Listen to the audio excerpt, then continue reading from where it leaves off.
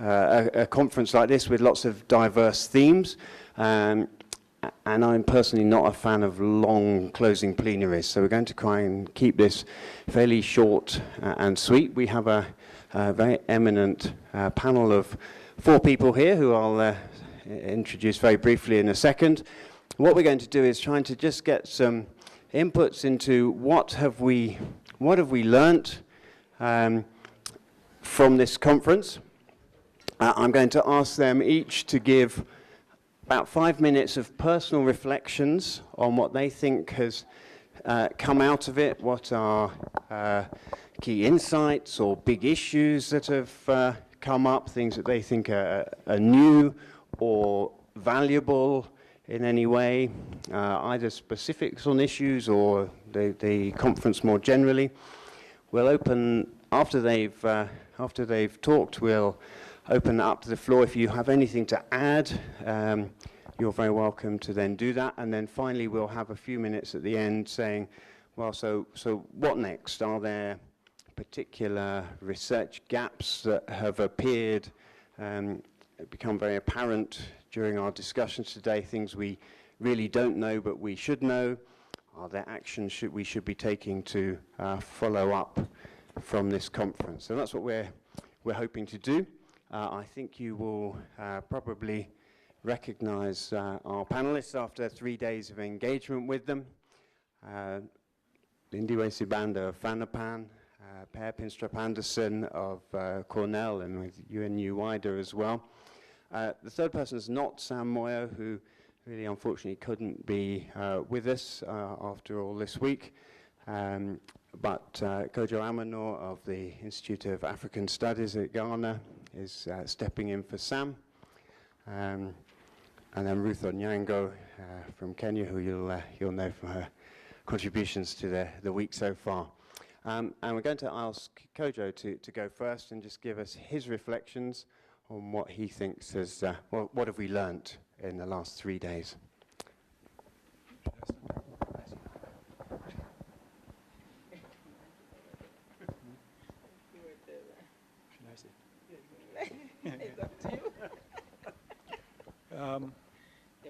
When I started doing research in the 1990s, the kind of dominant lines which came out in policy were, first one was the accept Africa. Everywhere works except Africa. The problem is in Africa, which I wasn't very happy about.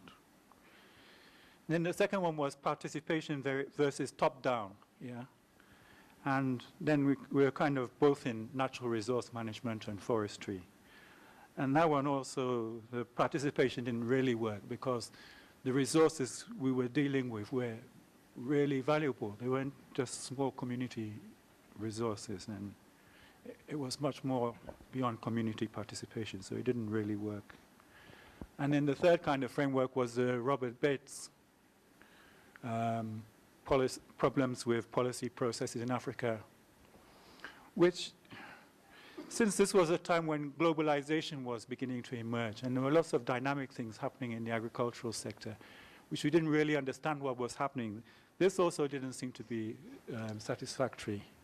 And it was then that we really tried to find an alternative framework where we can look critically at policy and understand both why the messages in policy, how the neoliberal agenda came across, and also what was actually happening in the agricultural sector. And this required us to look both historically and politically, economically. And I remember that in this period, the book which I found most useful was Little and Watts, Living Under Contract, which explained the whole structure of agribusiness, contract farming in US, and then gave us case studies of how this emerged in Africa. And this enabled us to understand that the market wasn't this God that we were being led to believe. It wasn't this invisible entity God which solved all our problems, but it actually consisted of real actors. And these actors were companies, and these companies were involved in forms of accumulation. And they came into Africa because of these forms of accumulation. So this provided a very useful framework where we could understand agriculture in terms of economic power, economic processes, and political power. But trying to develop this was difficult in the times, and you were often laughed at for doing that. That was until FAC, I think, came about, and it provided this platform where we looked at the framing, which enabled us to look at policy critically, and then it enabled us to look at the various actors involved, and also political processes. And in fact, we had these two kind of networks, one looking at the political processes, and the other looking at wider global impacts and the wider economy of global economy. And I think FAC has grown along these two. These two networks have continued to coexist, sometimes uneasily. And I think the framework has been quite robust because we've gone on from various themes year after year, and it's interesting to watch how people develop their frameworks in the context of some of the latest developments. And this has moved away from looking at assumptions in policy processes more to land. And when we began to look at land, that began to bring in the commercial actors involved and the relationship between commercial actors, governments, and And then in this recent meeting, what I have found most interesting are the sessions looking at Brazil and China, and also South African business, agribusiness interests, and the way now it's beginning to look at the interaction between national policy processes and commercial actors too, and the whole impact on the farming process. But one thing which strikes me is, although we're looking at it in the context of South Africa, Brazil, China, it doesn't seem to apply to the European context too. And I think we really need to extend this kind of framework to also look at how these kind of processes are occurring within the networks, the agribusiness networks, which are being fostered by European and US actors, such as KFW networks, smallholder networks. And I think we probably need to look more at value chains, looking at what are the implications of value chain analysis, what are the political factors behind it. And that's one thing I would be interested in looking at, extending those kind of networks. I think the second thing of interest which came out were the interactions between agriculture, smallholder farmers, and commercial, but now also looking at the linkages between agriculture and agri-processing and the whole development of a national manufacturing sector, and also of financial services, the whole role of financialization in that. And I think this also came out in the youth in agricultural sector, where people weren't talking so much about youth, but of the emergence of new agricultural sectors and new forms of accumulation and new forms of integrations within African states. I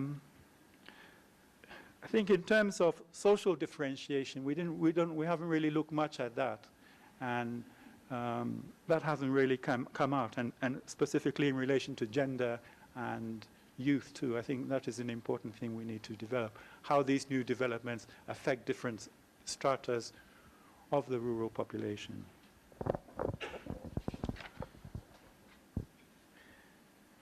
And then the other area too is the linkages between infrastructure, social inclusion, energy,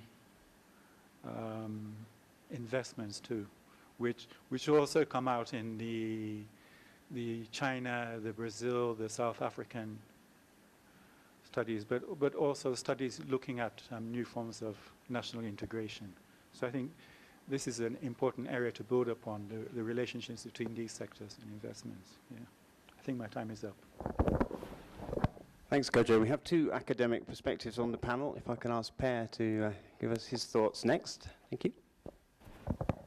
Thank you very much. I have thoroughly enjoyed this conference. It is interesting, it's constructive, and it does not try to develop the agricultural policy for Africa. That would be utterly ridiculous, yet it has been tried in previous conferences. It's ridiculous because of the diversity across countries and across contexts within the countries.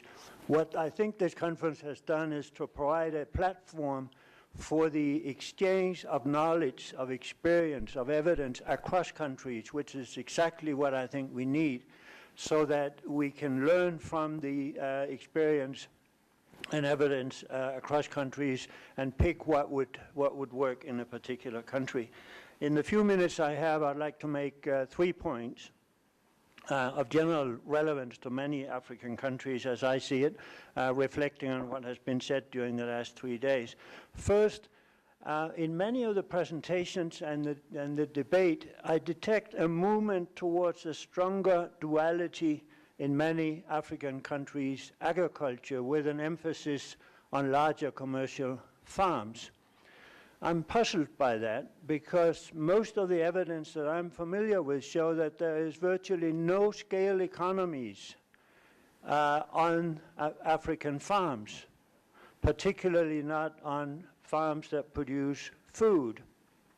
The big scale economies seem to show up off-farm, either in the input market or in the supply chain.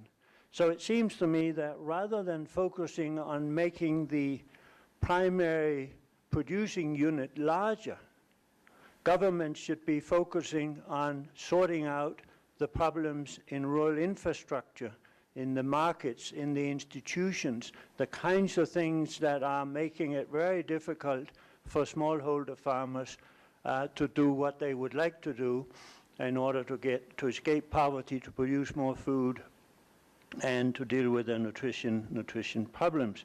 So it seems to me that related to that is the question of land tenure and land policy, something we talked a lot about. And clearly there is a need for a lot more research to understand how foreign direct investment in agriculture can be utilized for the benefit of people that will be affected by these investments.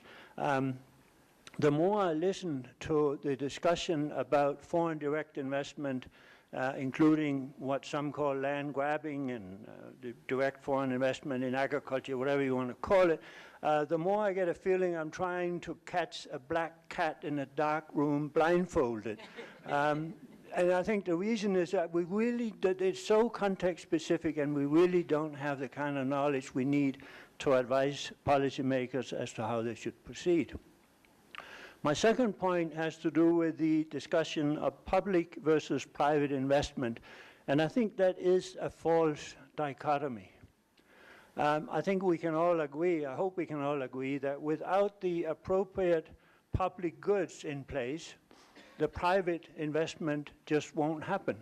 And that's true whether it's investment at the farm level or it's investment in the supply chain. So clearly there is an interaction between the public and the private investment that needs to be attended to. My third and final point relates to something that was underlying much of what we talked about the last 3 days, namely, are politicians rational? And my experience interacting with many politicians, yes, including one that's sitting up here, is that, yes, they are at least as rational as anybody else. And when it looks like they may not be because they don't do what we recommend they should be doing, it's probably because we don't understand their goals, their constraints, and their beliefs. And this conference has contributed to a better understanding of that, but I think we need to do much more to really understand what would we do if we were in the position of that particular policymaker. Would we do something different, and if so, why? And related to that, I'm personally very interested in trying to understand whether the beliefs that are held by policymakers are subject to change if they get new evidence. Again, my experience indicate that yes, those beliefs can be changed. If they couldn't, we policy analysts wouldn't have a role to play. But I think it's really important, again, that we see to what extent do policymakers respond to new evidence, and to what extent can they, in fact, respond given the constraints that they are working under. So let me end with a reference to Mandi Rukuni's statement that there's too much talk and too little action. And I hope that we should all keep that in mind as we leave this conference. We have to turn what we have done here the last 3 days into action. Thank you very much. Thank you, Per. And comments about rational policymakers lead us nicely on to Ruth, our next speaker, who is going to tell us from her perspective as being involved in policy processes what she's got out of the conference. Yeah, thanks, Colin. I don't know when I last sat in a meeting for 3 days in a row awake, you know. It's really been good. I've really, really enjoyed it. I mean, the presentations, the quality of research, it's just wonderful. I mean, it reminds me of my true academic days. But when Colin asked me how he should introduce me, I told him, just Google me. You know, everybody Google me. You'll find everything, that which is true and some which may not be true. Yeah? So anyway, it's difficult to summarize. You know, some of the sessions were running parallel and very interesting, and you couldn't clone yourself, so you just stick to one. I sat through the land session. I got out so depressed. Then I've just come from the last one where they were talking about flowers and fair trade, and last talking about Mozambique and how the poor are not registered to vote because they are voting for opposition all the time. And I came out even more depressed. So I said, no, as I sit here then, I should just be happy as always because I can't solve these problems, you know? So, okay, I'll finish with smallholder farmers. But let me tell you what is really missing here, and you need to address yourselves to it, is gender women, not just gender women. Yeah. We need to recognize most of the farmers in Africa are women. Smallholder are women. They carry everything. They are actually abused sexually, otherwise, physically. They are supposed to feed our whole continent, not just their families. We have to do more on gender women. We have to, okay? That's one. And then this link to poverty, nutrition, livelihoods. You need, I think, in each one of your studies, and some have done it, you need to start to link to that. Because I think for many donors with this mega funding to governments, they want to see how that can alleviate poverty, improve people's livelihoods, even where our own governments don't care. But I think the donors do. So can we just use the donors' money in that way? Could the donors require more accountability for these projects? I would like to see those as major indicators. We still lose many children under 5. We still lose many women delivering. It's a bad situation. And so it's research for what? What is our research for? It must have a meaning.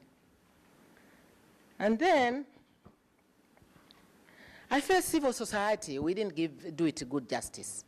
I went out to the loo, came back, and it was over. You know? Anyway, I'm a grandmother, don't worry. I'm allowed to talk what I can in my community, yes, yeah. So, civil society, please. I recall when I used to do some work with FAO, and they didn't want to hear anything civil society. They didn't want, you could be fired out of FAO. I wasn't an employee. But if you mention civil society, right now the Food and Agriculture Organization of the United Nations cannot operate without the civil society. And so don't shy away from civil society. They're just normal people like us. Didn't you see them here? They look very normal with very good things to say. You know, they challenge us. So this distrust we have between all of us, if we are going to move things forward, we need to begin to work on that collaborative efforts and realizing that we are working towards the same goal. And then mentoring. I love young people. You know, I see each one and they're like either my son, both sons and daughters. And I tell my daughters, don't let your husband abuse you. And I tell my son, if you abuse my daughter-in-law, I'll disown you. So we need to really do gender mentoring properly, bring up young people. And I'd like to see each one of the professors from African universities bring along a student, because that student was involved in the study, and that hopefully the study was long-term, and hopefully the study accommodated training of PhDs or master's degree. And by the way, I never advocate for these $10,000, 18-month, 3-year projects. They don't lead to any change. I hope you want to effect change. So donors who are here, you know, looking at John. John, you are sitting right there. You are the only donor I know.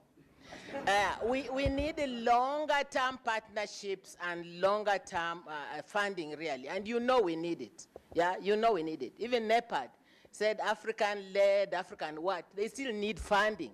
So we need funding even as far as we go ahead, and we appeal to you to do that. So finally, let me finish with the smallholder farmer. Smallholder farmer. Who is a smallholder farmer? As I said before, over 3/4 are women in Africa. Are we going to kill them and do away with them? No. I don't advocate for these huge, big farms, because they already can take care of themselves. Some of them just sit there, you know, as a trophy. They don't even farm them, those who own them. But people who struggle are the ones who don't even have land. They are squatting on somebody's land. They have something of land. So how can we make this work? Not by ignoring them. Governments ignore them. Political parties use them for votes only, and then they dump them, like my daughter would say. They use them like we use toilet paper, you know? Urban consumers don't care about them. Policies don't even care about them because they are never implemented, only when it's convenient. Fair trade doesn't even care about them, from what I just heard from the last session. This is utter abuse of smallholder farmers. So, how do we effect change? From where I see it, when I was in parliament, by the way, that's why I didn't become fat, and that's why I've come out, I was in opposition. Opposition politics was the best, and if I were to go back, I would still be in opposition. Because you are always holding government to account. And if I were to do it, if I were younger, I would go to the smallholder farm and cause a revolution. It is only by empowering them, the poor, because they are so abused, that they can begin to speak up. And I believe we have examples on this same continent where this can be. We have success stories on this same continent. Can we also begin to look for them? Can we have somebody to fund some of the success stories? I think answers will come from Africa itself. Not borrowing from Brazil, not from China. My goodness, I don't know whether it's a democracy or not. Not from Europe during the feudal system. Not from India. But you know, it needs to come from Africa, and I believe it can come from Africa. Yeah, thank you. I enjoyed it, really.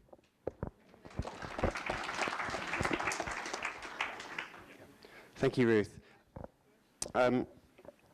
Actually, our fourth speaker is Lindiwe, who's going to thinks about how you take research and put it into policy, and what potential is there for doing that with political economy analysis in research, given what she's heard now. There is a small video which we just got to try it out. 1 second. We're just going to see if we can get the video to work, and I'm going to ask a couple of questions from the floor whilst we do that, and then we'll come to you, Lindiwe.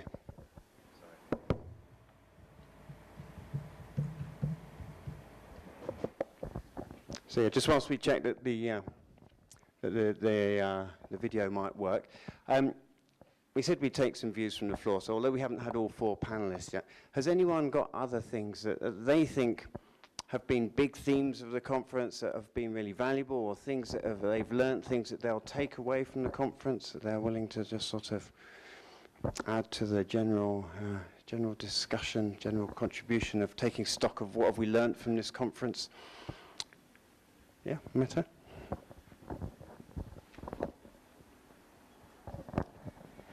Yeah, I just wanted briefly to say that I personally enjoyed the mix of disciplines here, which I haven't many times before, that mix of agricultural economists, policy, political science people, and public administration people, which I thought worked very well.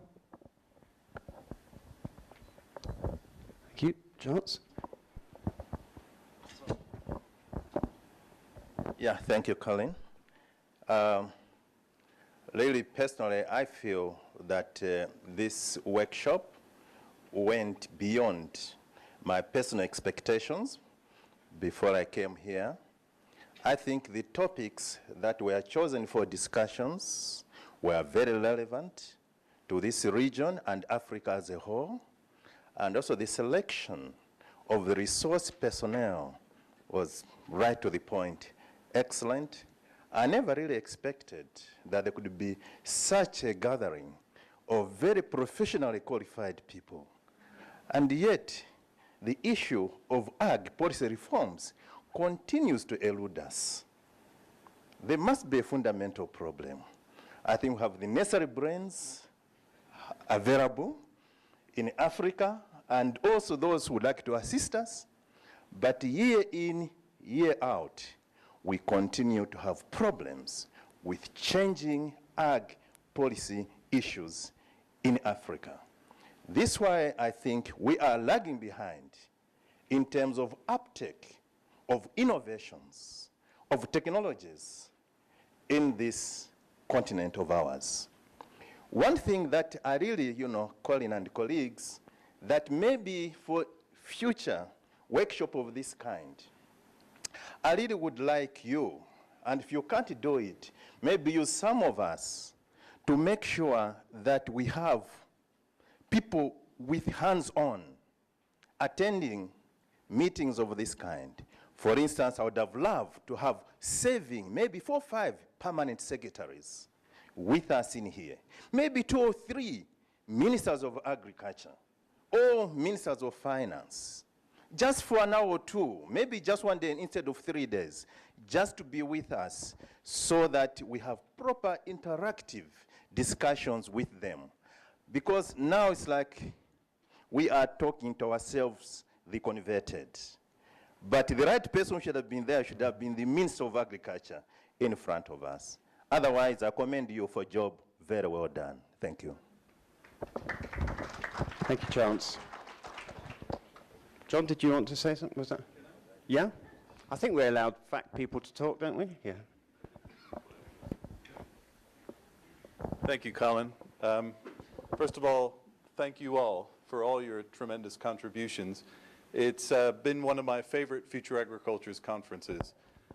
Special thanks to Colin and to Blessings for all the hard work and the rest of the organizing team for making this possible. It's been terrific. One of the things that came out in discussions in several of the panels, and that echoed what Chance, in fact, was with me and several others last week at a Gates-organized event on policy networks in African agriculture. And what we identified as a gap last week, and that was picked up in several discussions here, was kind of implementation failures. About so often, and it comes back to Colin's point, which is central to the discussion here around the people work, is incentives. We still don't really have a grasp of the incentives that will allow policymakers to implement what are often perfectly good policies. Lots of effort going into, lots of stakeholder engagement, lots of informed thinking to design policy, but it's when implementation happens that things start to break apart. The smallholders, the women farmers are neglected, and so on. So that's an area that I think going forward with our people work and with other work that we're doing across FAC is something that I certainly see as an opportunity to explore further. And one last thing, I just want to express one disappointment, and that is last night's dancing. There were very few people on the dance floor. We're going to have to do something about that in the next conference.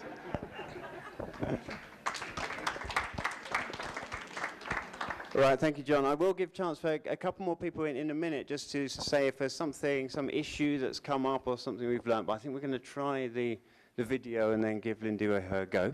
So, Nathan, do you want to talk before now, yeah? Oh, okay. Thank you very much. Thank you very much for the wonderful experience. I agreed to participate because I wanted to learn, and I did a full count, 22 sessions, 120 plus participants, 9 hours per day times 3, 27 hours, and only one dance session. So we are stale, but at least we've been able to learn and reflect. I've got 3 things that I'm really taking away with me. Number 1, the time is ripe for Africa to self-criticize and talk openly about politics and its failure and the noise around policy making. But who are the actors and who is bold enough to say the same in front of these politicians and policymakers? That takes me to the issue of enough talking, let's move to action. How do we move to action?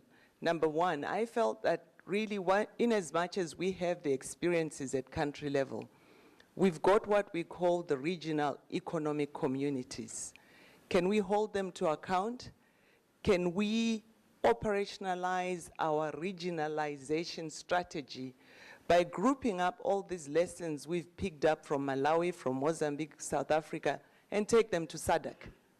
Because we need the platforms where we can be heard, where we can take the evidence to the rightful platform and then hold them to account backwards into the countries. For as long as you do it at country level, we know what happens. The civil society told us. But let's try the regional approach and the regional platform as a safe space for us to communicate the learnings. The second one was really the engagement of the policy makers. It would be interesting to look at different models and modalities of who are the best messengers for this message that we've generated through research. The majority who are in here won't make the best messengers, but you all have to go out and find them in your countries and make sure they are the ones who are equipped with these lessons so that we take things to scale. Now, what didn't I get enough of? I think we haven't unpacked the private sector players in Africa. There is the big blame on the multinationals, but surely there is the entrepreneurial spirit in our grandmothers, in our mothers, that we've failed to document and actualize. Secondly, African philanthropy. We talk a lot about donors, about if we are not funded, if we are not funded. I think it would be interesting to see and document who is now willing to come to the table to invest in research, to invest, and who is already investing in what is happening. And finally, accountability of the domestic. We heard from CSOs, we heard from researchers, but is there a way we can hold each other to account, and what is the mechanism for doing that? And I think one of the untraded terrain is using local schools, particularly for my sister's interest in nutrition security. Surely they can document what they eat, what they do at home. We take that to the national universities, and we take that to the regional and global level to use the tools for analyzing the livelihoods and better interpret how those who are implementing policies are affected. That's it. Now the video, if we can go there, will say sitting here in California, just CNP are the same, it's here in Pretoria. It was released yesterday in California for the group of researchers meeting on the challenges of scaling up.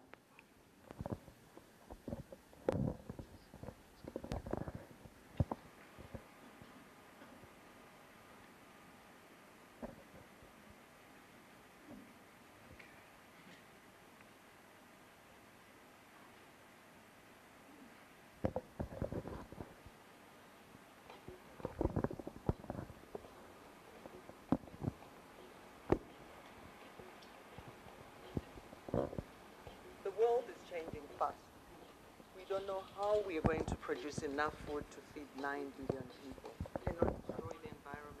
Let me just start it again.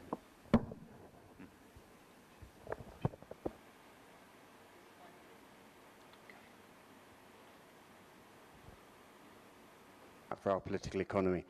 We've got about just under 10 minutes left. It would be good to just harvest a little bit more feedback. Let's put it into either something that you've learned or you've taken out of this conference, or if you think there are research gaps, research issues that have clearly come up from the future. And we're just going to document some of these thoughts so that this is sort of where we are at the end of this conference. If there's ever something else like this, again, this is where we finished this conference. What have we learned? What are the gaps that have come up that we would need to address in the next round of research that we're doing? Anyone want to give us some thoughts in the last 5-10 minutes? Regina.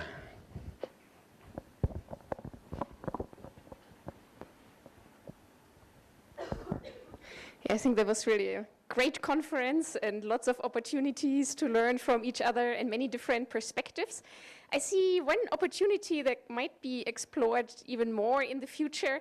I see some disconnect between the economists who do the quantitative research on agricultural policy, using ever bigger data sets and investing also a lot in getting these data sets and modeling with all kinds of models on the one hand, and then the qualitative research that brings all these rich insights from direct interaction with policymakers on the ground. And quite often the findings are really different. And bringing these two research communities maybe even more closer together than they are right now, I think could generate additional insights.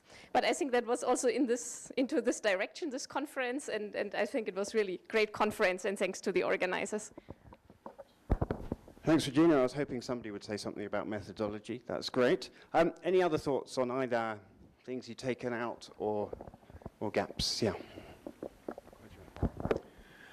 One thing I heard was that whatever you do, the bottom line is politics.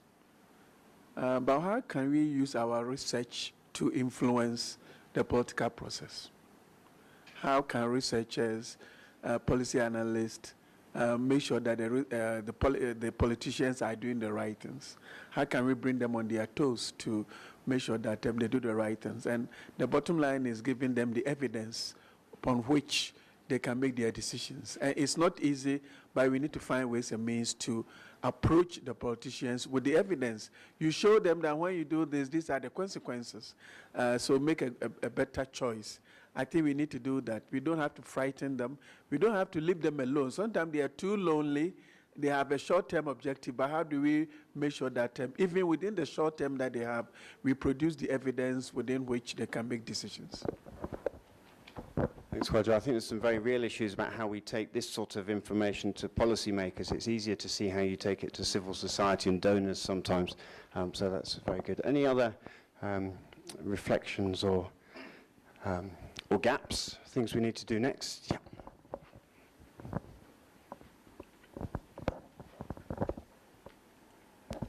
Thank you. Net Asoga, Nigeria.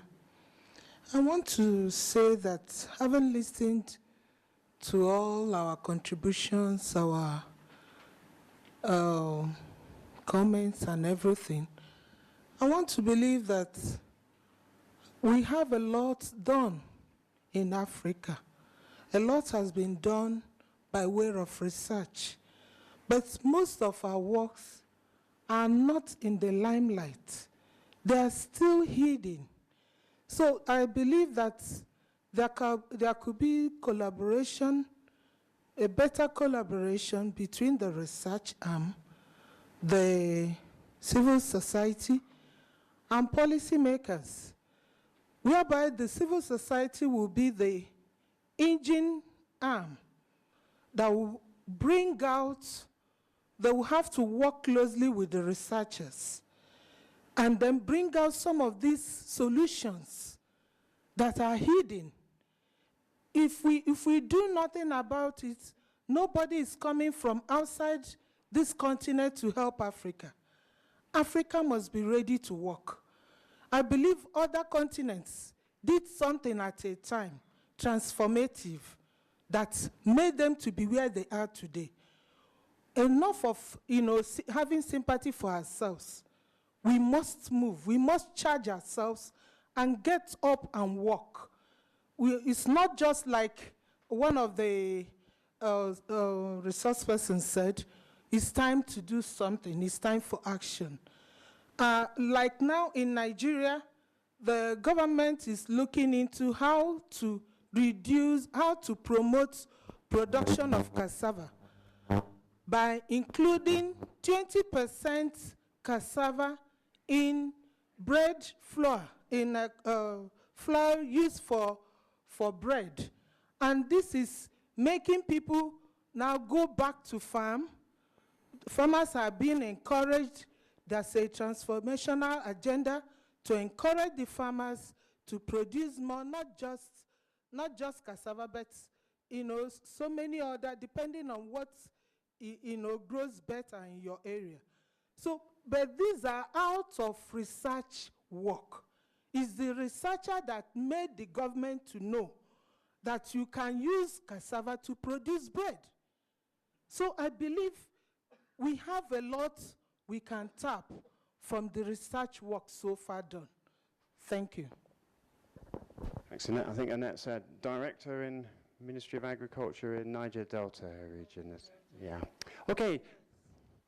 One more comment? Yeah.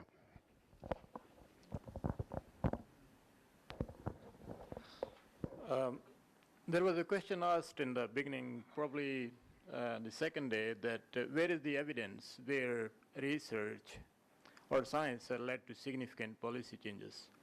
And this is, in my view, an opportunity for future agriculture, whereby they can host a repository or metadata on their website or wherever, collecting examples from around the world. For instance, significant work done by International Water Management Institute in India that has led to significant policy changes, and there are lessons to be learned. And that has landed someone, Norman Borlaug's prize, a young lady. And then similarly, work done by IFPRI has led to significant policy changes for wheat pricing policy in a number of countries, for instance, Pakistan, rice pricing policy in Thailand, and so on and so forth. So this could be something to be considered by the organizers and future agriculture. Thank you. Okay. Thank you very much. I said we'd try and finish promptly, so I think we will draw to a close. Let me first of all thank our four panelists for their contributions. Does anyone have anything else you want to add at this point? No. Thank you very much for trying to give us some sense of things that have come out of the conference and get that discussion started for us. I wonder if somebody could just ask Merle if she could just pop in, just so that we can say thank you to her for organising. I've got, yep, evaluation, yeah. So I've got the impression people have enjoyed the 3 days. That's certainly the feedback we've got. So it's just time to say a few quick thank yous. I'd first of all like to say thank you for everyone for coming. I'd particularly like to say thank you for those who organised sessions and got groups of people together to present and sort the funding to bring them over here. It really is the sort of very high caliber quality of people we've had here. It was always going to be a very good debate just by looking at who was actually on the program. So thank you all for coming. I think it's also been wonderfully organised on the logistical side. Lots of comments as to how responsive and helpful Merle was when it was about making your plans to come. It's all been very smooth. So can we just again say thank you to Merle for all she's done in organising the conference. I'd like to say thank you to our comms team who do so much work. Some of it's seen, some of it's not. So Beatrice and Susanna and Nathan, thank you very much indeed. And then we had Teriro and Nancy and Fiera were sitting in the parallel sessions rooms, just making sure that if you didn't have your own computer, there was a computer there. Thank you very much for being willing to do that, make sure there weren't any hiccups.